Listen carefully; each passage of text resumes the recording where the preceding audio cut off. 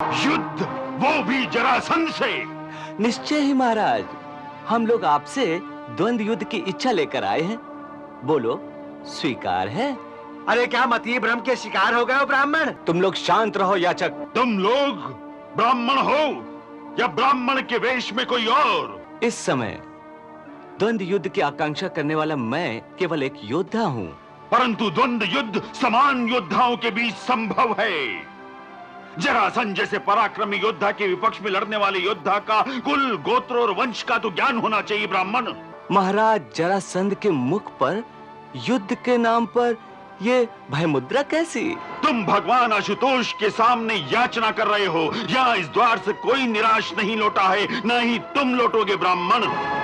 परंतु मैं ब्रह्म हत्या के पाप से बचना चाहता हूँ, अन्यथा तुम तीनों अब तक स्वर्ग की यात्रा करते होते ब्राह्मण, समझे? दो महान राज्य हैं, उनको अपने अधीन करना परम दुष्कर कार्य है। एक है हस्तिनापुर और दूसरा मगध।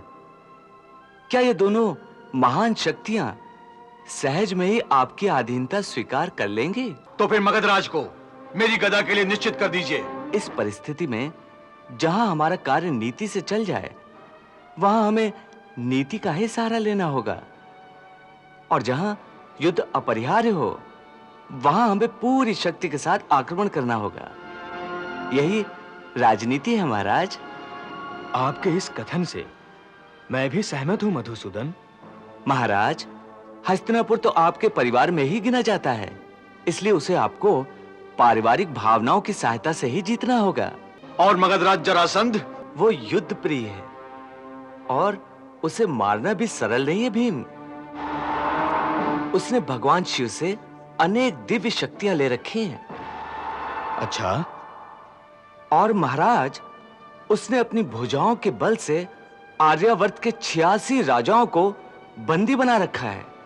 उन सबको उसने एक कंदरे में कैद कर रखा है, और जब उनकी संख्या पूरी 100 हो जाएगी, तब वो उन सब की बलि चढ़ा देगा। तो इसका अर्थ यह है कि यदि हम अकेले एक जरासंध को परास्त कर लें, तो उसके बंदी 86 राजा स्वयं ही हमारे अधीन हो जाएंगे?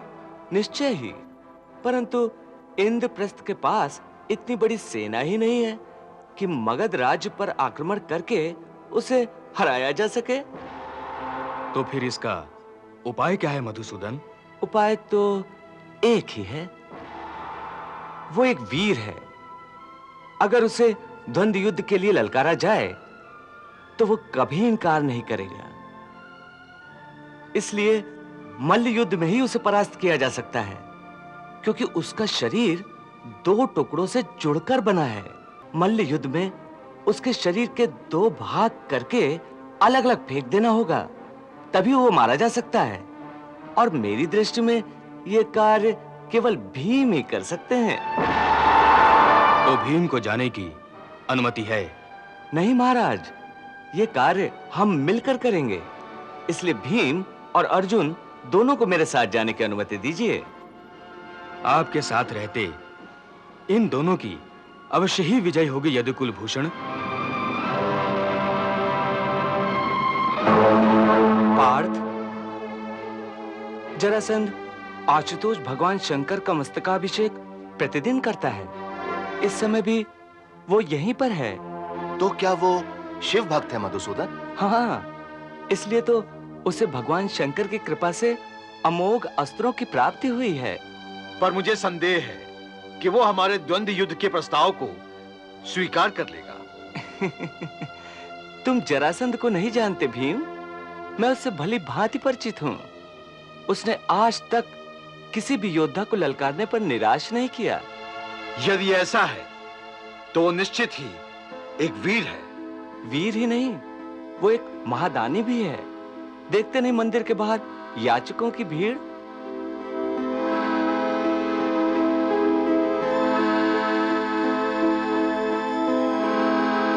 तो क्या वो इन सबको संतुष्ट करेगा? निश्चय ही पार्थ, और हमें भी इन्हीं याचकों की भीड़ में जाकर खड़े हो जाना पड़ेगा। तो चले।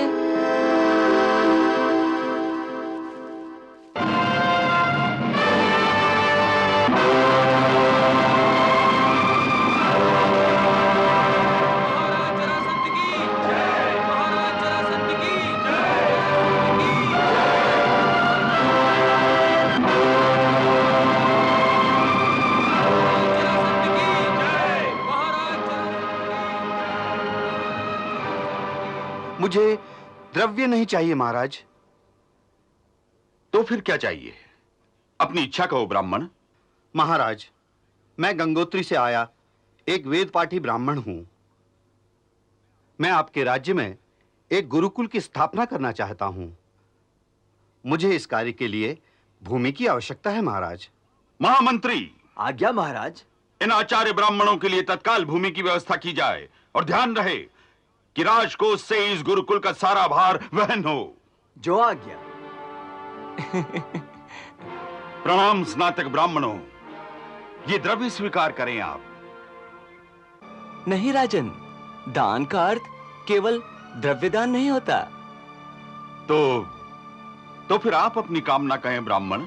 महाराज, हम ये जानते हैं कि आप महादानी हैं, हर याचक की इच्छा पूरी करने वाले नरेश हैं, एक धर्मशील सम्राट हैं।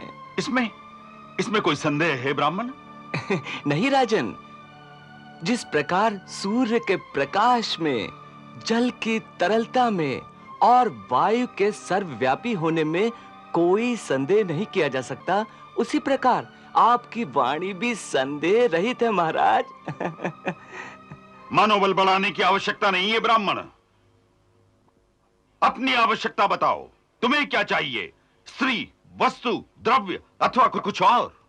नहीं राजन, नहीं। ये सब भौतिक सुख तो संसार में पीड़ा के कारण मात्र हैं। हम ये सब आकांक्षा लेकर यहां नहीं आए हैं। तो फिर ऐसी कौन सी आकांक्षा है जिसे जरासंध पूरा नहीं कर सकता ब्राह्मण? बताओ, तुम्हारे मन में ऐसी कौन सी लालसा है जो तुम्हें यहां खींच कर लेकर आई है? लालसा?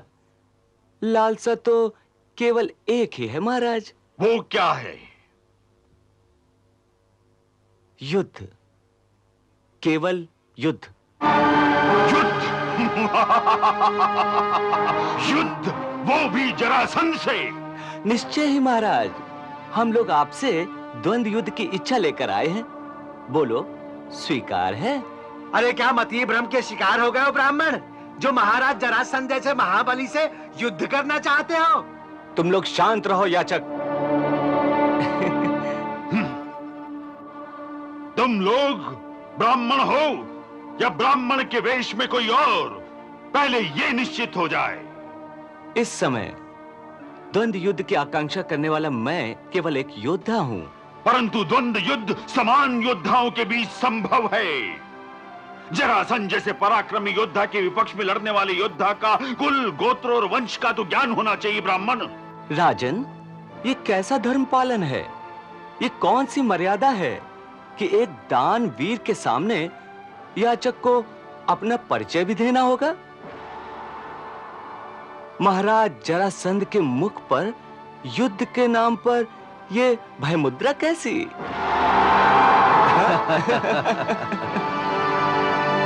ये भय मुद्रा नहीं है ब्राह्मण, कतई भय मुद्रा नहीं है। तुम भगवान आशुतोष के सामने याचना कर रहे हो। यहाँ इस द्वार से कोई निराश नहीं लौटा है, न ही तुम लौटोगे ब्राह्मण। परंतु मैं ब्रह्म हत्या के पाप से बचना चाहता हूं, अन्यथा तुम तीनों अब तक स्वर्ग की यात्रा करते होते ब्राह्मण, समझे? समझा। महाराज, आप तो हमारे इस वेश से भयभीत हो रहे हैं, परंतु ये वस्त्र तो हम कभी भी त्याग कर सकते हैं। द्वंद्व युद्ध तो भुजाओं के बल से लड़ा जाता है राजन। तो क्या तुम अब तक जरासंध की भुजाओं के बल से अपरिचित थे ब्राह्मण? मेरे कारागार में बंदी 86 राजाओं को मेरे बाहुबल का परिणाम ज्ञात हो चुका है ब्राह्मण। वो मृत्यु की प्रतीक्षा कर रहे हैं। अच्छा है ब्राह्मण, तुमसे एक संख्या और बढ़ जाएगी। हाँ, मुझे ज्ञात है। अत्याचार और अभिमान की इसी पराकाष्ठा ने उन राजाओं को अमानवीय यातनाएं भी दी हैं। मुझे यह भी ज्ञात है कि उनकी स्त्रियों को बलात् तुम्हारे महलों में रखा गया है।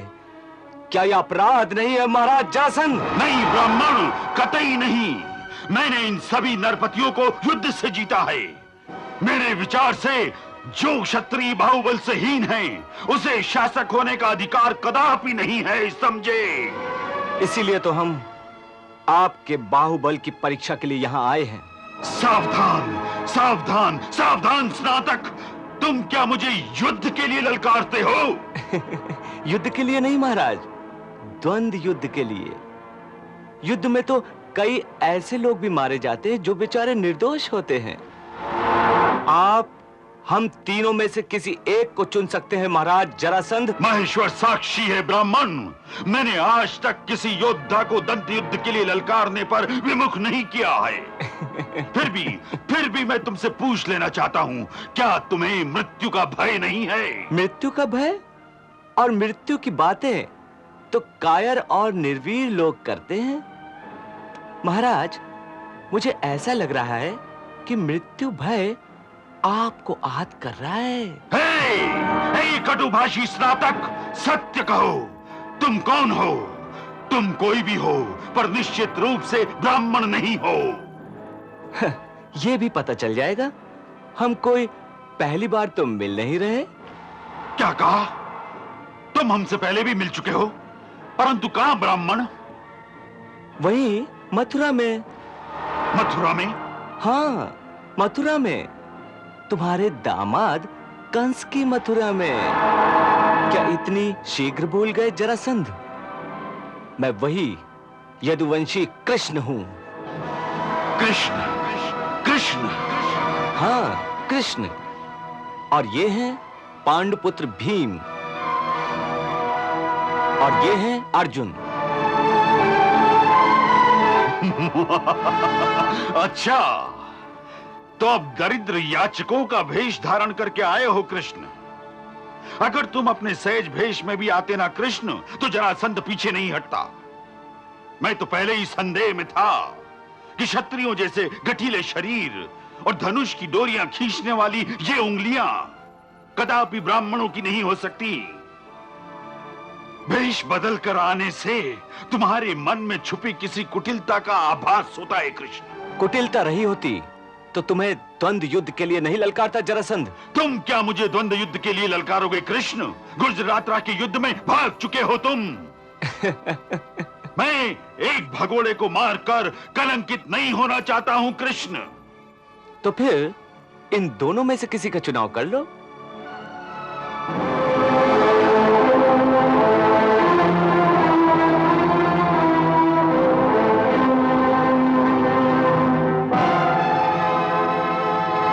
ठीक है, परंतु ये दुर्बल शरीर वाला अर्जुन, ये क्या मेरा सामना करेगा? मेरे एक मुष्टि प्रहार को सहन करने की क्षमता वाला भी नहीं लगता। हाँ, हो सकता है युद्ध में भीम कुछ क्षण जी ले। ये तो समय ही बताएगा कि कौन कुछ क्षण जी सकता है जरासंध। द्वंद्व युद्ध के लिए तुम वचनबद्ध हो चुके हो। पहले जाओ और अपने स्त्री कुल से अंतिम भेंट कराओ, और एक बार अपने राशि के भी दर्शन कराओ, ताकि मरते समय तुम्हारी कोई कामना शेष न रह जाए। भीम! उत्तेजित न हो राजन, मैं तुमसे द्वंद्व युद्ध के लिए तैयार हूं, और तुम्हारे राजमहल के सामने वाले चतुष्पथ पर मैं तुम्हारी प्रतीक्षा करूंगा, ताकि तुम्हारे मरण का महोत्सव तुम्हारे नगरवासी भी देख सके। भीम, मैं भी तुम्हें वहीं यम का द्वार दिखाऊंगा, समझे? हाँ।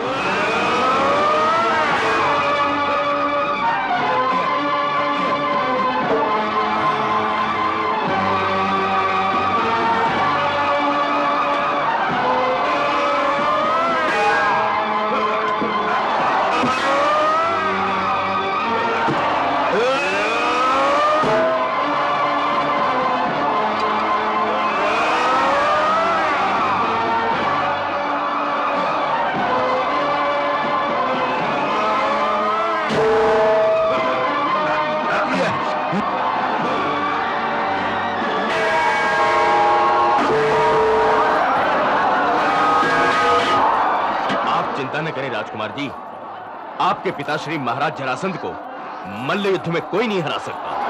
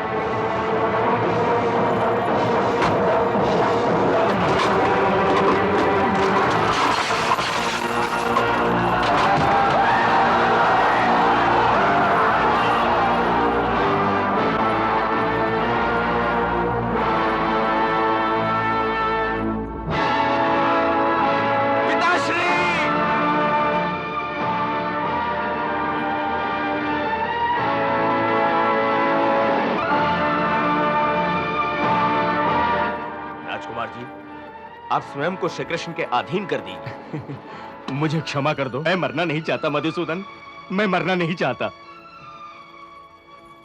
डरो मत पुत्र सहदेव, डरो मत। मैं तो केवल दुष्टों को ही दंड देता हूं, तुम तो निरपराध हो।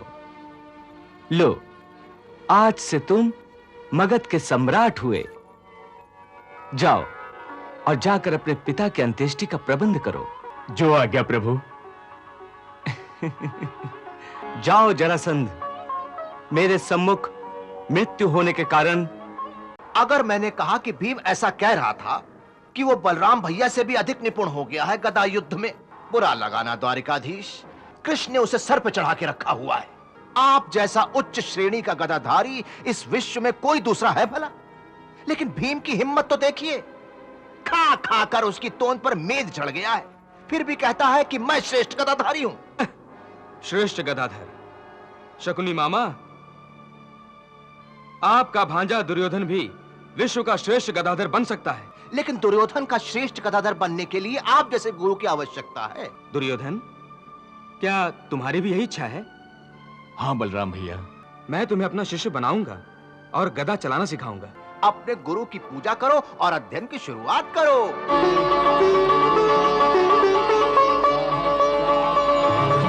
वाह भांजे वाह, भांजे खूब सेवा करो, दाऊ भैया की खूब सेवा करो। आप इस धृतराष्ट्र पुत्र दुर्योधन को शिष्य के रूप में स्वीकार कीजिए। तथास्तु। देखो भांजे, दो ही रास्ते हैं, या तो युधिष्ठिर को सम्राट न मानो तो उससे युद्ध करो, जिसकी अनुमति ना तो पितामह भीष्म देंगे, ना गुरु द्रोण और ना तुम्हारे पिताश्री। इसका अर्थ तो यह हुआ मामाश्री कि हमने सहज में ही उनकी अधीनता को स्वीकार किया है, जो बाल्यकाल से हमारे शत्रु हैं। नहीं भांजे नहीं, एक दूसरा रास्ता भी है। वो क्या? वो ये, 4 और 2 6। 6 भांजे 6। वो ये कि तुम्हें उनका छोटा भाई बनकर जाना होगा। एक दास की तरह। दास की तरह नहीं भांजे, दास की तरह नहीं, बल्कि एक भागीदार की तरह। अर्थात ये कि तुम भी उनकी यश और कीर्ति में उनके हिस्सेदार बनकर एक सुखद परमानंद का नाटक करो। नाटक, सिर्फ एक नाटक, क्योंकि इस नाटक के साथ मेरी एक योजना जुड़ी हुई है। मामाश्री, फिर आपकी योजना? धीरज रखो भांजे, धीरज रखो। देखो, जरासंध की मृत्यु के बाद अब इस पूरे भरतखंड में कोई ऐसा गदाधारी योद्धा नहीं है जो गदा युद्ध में भीम को परास्त कर सके, केवल एक बलराम को छोड़कर। तो फिर ये कि एक न एक दिन तुम्हारा और पांडवों का युद्ध तो होना ही है। उस समय अर्जुन के बाणों का मुकाबला तो शायद कर्ण कर लेगा, लेकिन भीम की गदा से कौन टक्कर लेगा भांजे, कौन? तो फिर मुझे क्या करना होगा मामाश्री? बस इस उत्सव में सम्मिलित होकर तुम्हें किसी तरह बलराम को फंसाना होगा। देखो भांजे, कृष्ण तो चालाक है, मगर बलराम भोला भाला है। अपनी चिकनी चुपड़ी बातों में उसे लेकर उसे अपना गुरु बनाना होगा। तो फिर समझो कि तुम्हारा काम बन गया। यदि बलराम ने तुम्हें गदा युद्ध में प्रवीण कर दिया, तो समय आने पर भीम तुम्हारे सामने अपने आप घुटने टेक देगा।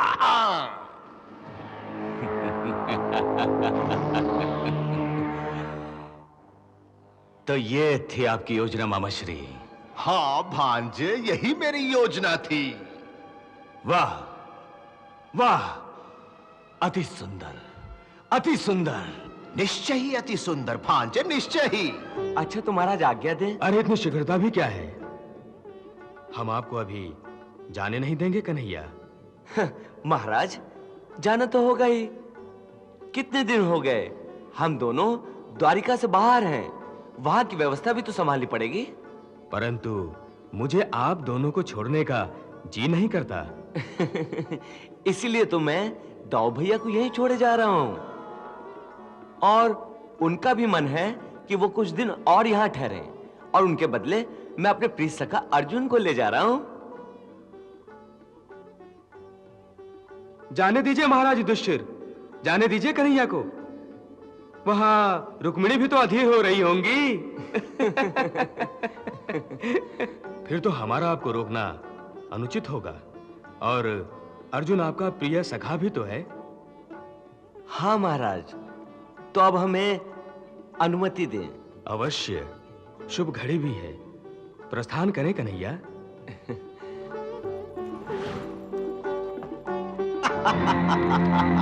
लो भांजे, तुम्हारा काम तो बन गया। अरे भांजे, तुम्हारा काम तो अपने आप ही बन गया। कैसा काम मामा श्री? इतना भी नहीं समझते? कृष्ण और अर्जुन दोनों द्वारिका चले गए हैं। द्वारिका।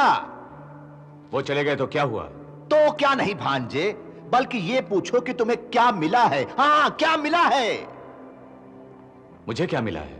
तुम्हें बलराम मिल गए हैं। बलराम, वो भी अकेले। हाँ, वो यहीं पे रुके हुए हैं। अब बताओ भांजे कि तुम्हारा काम बना या नहीं? मामा श्री, लगता तो है मामा श्री। तो बस तुम पूरी तरह से बलराम की सेवा करो, उनकी खूब चापलूसी करो। हाँ, चाहे जैसे भी हो, तुम्हें उन्हें अपना गुरु बनाना होगा। भांजे, यदि तुमने ऐसा कर लिया तो विजय श्री तुम्हारे ही भाल पर होगी। हाँ। ठीक है मामा श्री, ठीक है।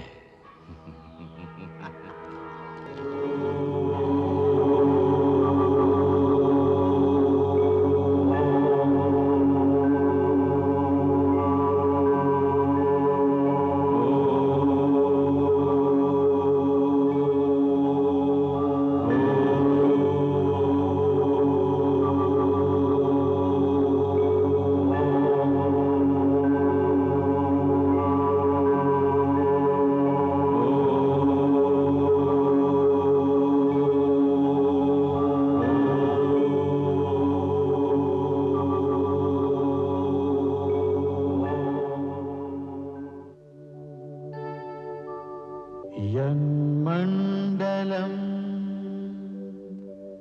ज्ञानघनं त्वगम्यम् त्रैलोक्यपूज्यं त्रिगुणात्मरूपम्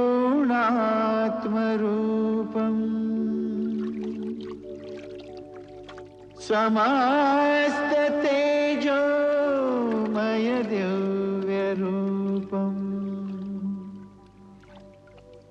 पुनातु माम् तत्सवितुर्वरेण्यम्।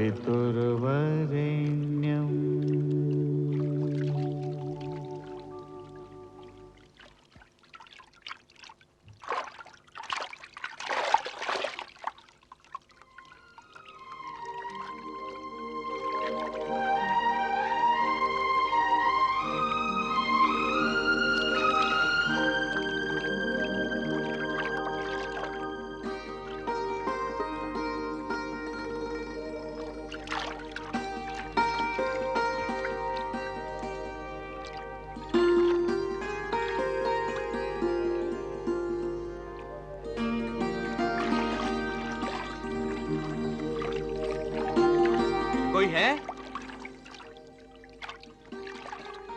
कोई है?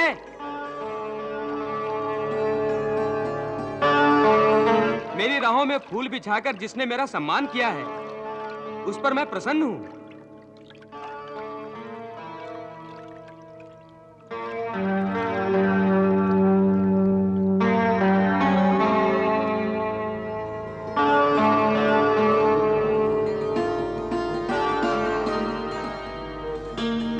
जिस व्यक्ति ने मेरा स्वागत किया है, उसे मैं देखना चाहता हूं।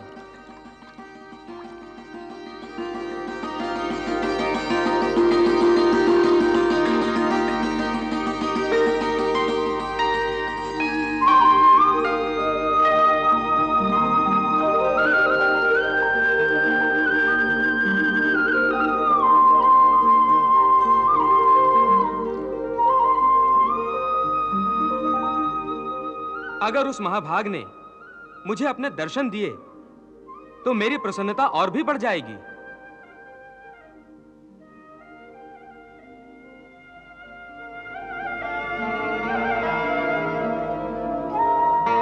इतने कष्ट उठाकर जिसने मेरा आतिथ्य किया है, मैं उसका दर्शन करना चाहता हूं। कृपया वो मेरे सामने आने का कष्ट करे।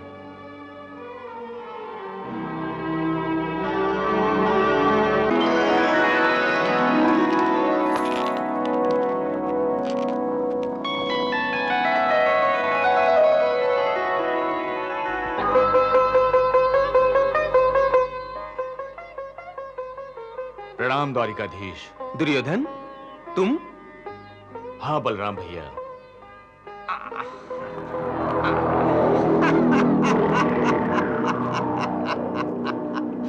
प्रणाम द्वारिकाधीश, प्रणाम।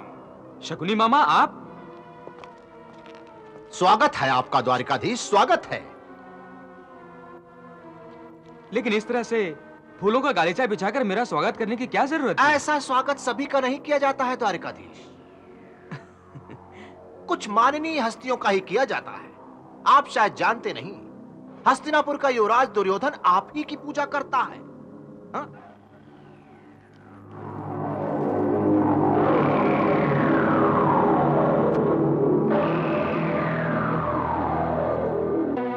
दुर्योधन, ये क्या कर रहे हो तुम? ये तो अपने देवता की पूजा कर रहा है द्वारिकाधीश, पूजा।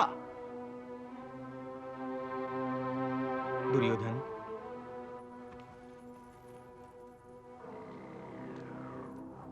तुम्हारी नम्रता से मैं प्रभावित हो गया हूं। तुम हस्तिनापुर के युवराज हो, हस्तिनापुर के कल के राजा हो, फिर भी कितने विनम्र हो तुम। भीम जैसा नहीं है मेरा भांजा द्वारिकाधीश।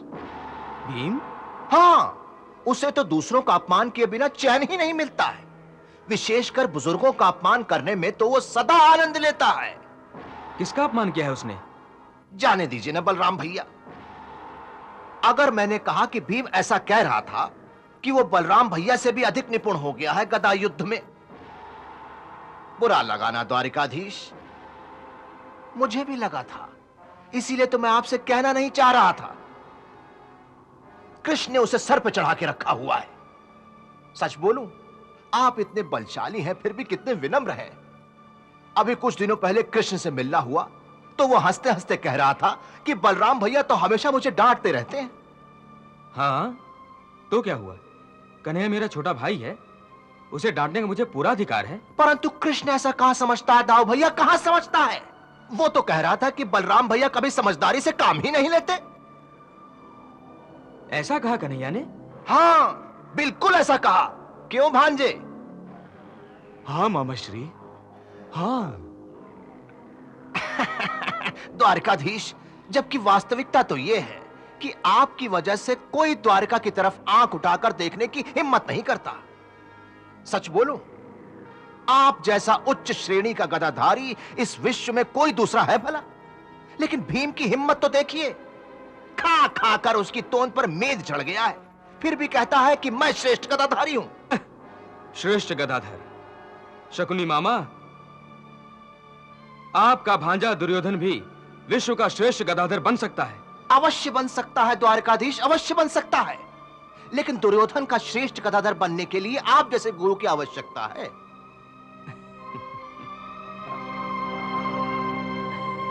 हाँ द्वारकाधीश, हाँ। उस दिन भीम भी कह रहा था कि वो... दुर्योधन, क्या तुम्हारी भी यही इच्छा है? हाँ बलराम भैया, मैं आपका शिष्य बनना चाहता हूं। मैं तुम पर बहुत प्रसन्न हूं। मैं तुम्हें अपना शिष्य बनाऊंगा और गदा चलाना सिखाऊंगा। हाँ! बधाई हो भांजे, बधाई हो। तेरे तो भाग्य खुल गए। अपने गुरु की पूजा करो और अध्ययन की शुरुआत करो। हाँ भांजे, हाँ।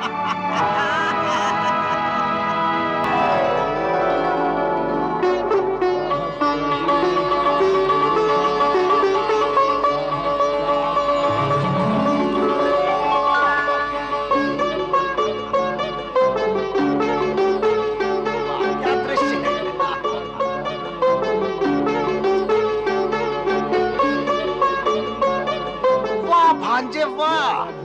भांजे खूब सेवा करो, दाऊ भैया की खूब सेवा करो। जय हो द्वारकाधीश बलराम की जय हो।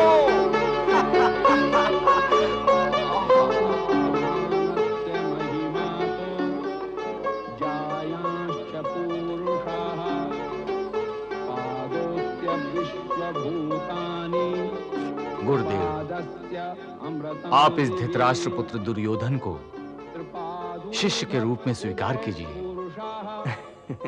तथास्तु।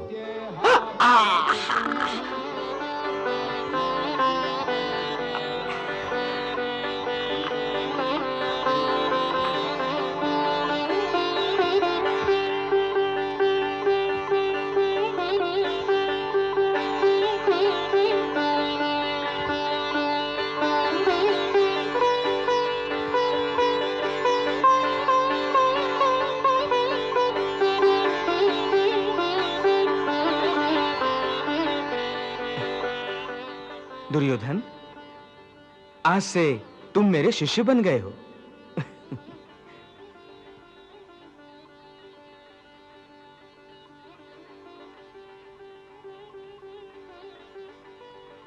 तुम्हारा अध्ययन जल्दी शुरू हो जाएगा। यशस्वी भव। बधाई हो भांजे, बधाई हो। राजकुमार बलराम की जय, राजकुमार बलराम की जय, द्वारकाधीश बलराम भैया की जय, द्वारकाधीश बलराम भैया की जय, राजकुमार बलराम की जय।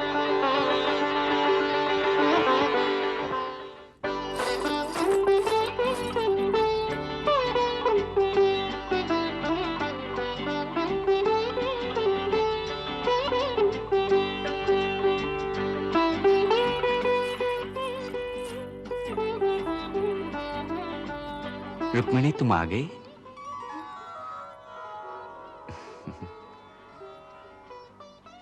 अरे, आप तो ध्यानभंग थे, फिर भी आपने कैसे पहचान लिया? रुक्मिणी, तुम्हारे नूपुर मुझे बता देते हैं कि तुम आ गई हो। तुम्हारे आते ही मेरे हृदय की स्पंदनें मुझे बता देती हैं कि रुक्मिणी आ गई है। रुक्मिणी, तुम तो मेरी प्राण हो। बस बस बस, स्त्री की प्रशंसा करना तो कोई आप ही से सीखे। बचपन में जो मक्खन आप चुराया करते थे, उसका अच्छा उपयोग कर रहे हैं आप। मेरे ख्याल से जब आप सत्यभामा के पास जाएंगे तो उसे भी यही कहेंगे कि भामा, तुम तो मेरी प्राण हो। कुछ भी बोलो रुक्मिणी, स्त्री के पास अनेक गुणों का समुदाय हो, फिर भी मत्सर नाम का एक अवगुण अवश्य होता है। बातें बनाने में आप बहुत होशियार हैं। अब बताइए, किसका ध्यान कर रहे थे आप? मैं तो शकुनी मामा की लीला देखकर मुस्कुरा रहा था रुक्मिणी। शकुनी मामा? क्या किया उन्होंने? उन्होंने हमारे भोले भाले दाऊ भैया पर ऐसा पासा फेंका है कि पूछो मत रुक्मिणी।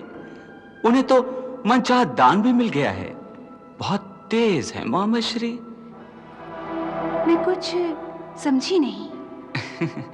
उन्होंने ऐसा पासा फेंका है कि बलराम भैया ने दुर्योधन को अपना शिष्य बना लिया है। भाई भाई में दरार पैदा करने की कुटिल चाल शकुनी ने कौरव और पांडवों के बीच चली थी, और आज फिर उसने वही चाल कृष्ण और बलराम के साथ चली है। और मेरे भोले भाले दाऊ भैया उसकी बातों में आकर उसकी चाल में फंस गए हैं रुक्मिणी। चाल तो आप भी कमाल की चलते हैं।